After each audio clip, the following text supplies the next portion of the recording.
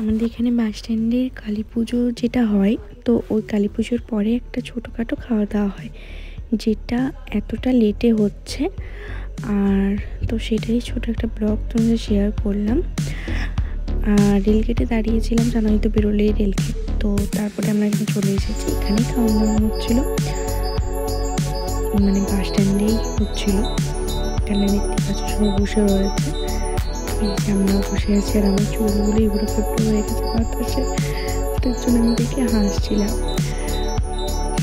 আর এখনও খেতে দেয়নি। আর এর আগে অনেকগুলো ব্যাচ অবশ্য বসেও গিয়েছিল। এই সবে পাতা দিয়েছে, তারপরে ভাত ডাল পোস্ত দিয়েছে, আর এরপরেই দেবে হচ্ছে মাংস, দেখতে পাচ্ছ। আর এরপরে দিল পাঁপড় চাটনি দিয়ে শেষ। তো ও ব্লগটা আমার এইটুকু, এরকম মিনি ব্লগ ছিল। তো কেমন লাগলো অবশ্যই তোমরা কমেন্টে জানিও।